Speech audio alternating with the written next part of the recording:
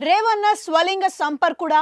కర్ణాటకలో మాజీ ప్రధాని దేవేగౌడ మనవడు మాజీ ఎంపీ ప్రజ్వల్ రేవన్న వ్యవహారమే హాట్ టాపిక్ గా మారగా ఇప్పుడు అతడి సోదరుడు జేడీఎస్ ఎమ్మెల్సీ సూరజ్ రేవన్న వ్యవహారం ఇంకా ప్రకంపనలు రేపుతోంది. తనను సూరజ్ రేవన్న అత్యాచారం చేశాడంటూ ఒక యువకుడు ఫిర్యాదు చేయడంతో సూరజ్ ను పోలీసులు అరెస్ట్ చేసిన సంగతి తెలిసిందే. కాగా సూరజ్ సోదరుడు ప్రజ్వల్ రేవన్న పలువురు మహిళలపై అత్యాచారాలు చేశాడంటూ వేలాది నీలి వీడియోలు ఇప్పటికే కర్ణాటకకు షేక్ చేశాయి. విదేశాలకు పారిపోయిన ప్రజ్వల్ ఎట్టకేలకే ఇండియాకు తిరిగి రాగానే ఆయనను బెంగళూరు విమానాశ్రయంలోనే అరెస్ట్ చేశారు. ఇప్పుడు ప్రజ్వల్ వ్యవహారం చాలదన్నట్లుగా అతడి సోదరుడు సూరజ్ రేవన్న వ్యవహారం కలకలం రేపుతుంది. అతడు స్వలింగ సంపర్కుడు అని సూరజ్ పై ఫిర్యాదు చేసిన యువకుడు వెల్లడించినట్లు తెలుస్తోంది.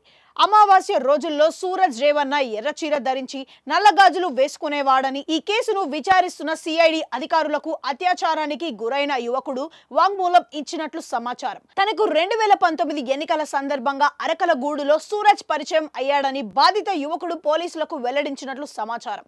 అప్పుడు సూరజ్ రేవన్న తన ఫోన్ నెంబర్ తీసుకొని విజిటింగ్ కార్డు ఇచ్చాడని తెలిపాడు.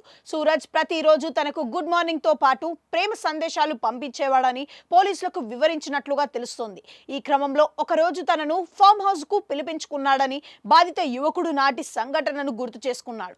మొదట కాలు ఒత్తమని కోరాడని, ఆ తర్వాత తనను బెదిరించి తనపై అత్యాచారానికి పాల్పడ్డాడని సిఐడి అధికారులకు ఆ బాధాకర సందర్భాన్ని వివరించాడని సమాచారం. సూరజ్ రేవన్న చీర కట్టుకొని గాజులు వేసుకున్న చిత్రాలు అతని సెల్ ఫోన్ లో ఉన్నాయని బాధిత యువకుడు సిఐడి అధికారులకు చెప్పాడు. ఈ నేపథ్యంలో సూరజ్ ఫోన్ ను జప్తు చేసుకునేందుకు అధికారులు చర్యలు చేపట్టారు.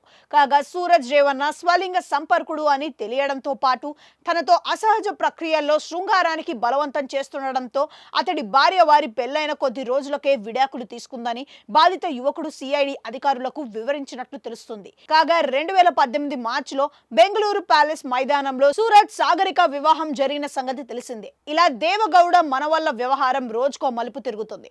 రోజుకో కొత్త అంశం బయటకు వస్తూ క్రైమ్ థ్రిల్లర్ ను తలుస్తోంది. రానున్న రోజుల్లో సిఐడి విచారణలో ఇంకెన్ని విషయాలు వెలుగు చూస్తాయనేని కర్ణాటక అంతటా చర్చ జరుగుతోంది.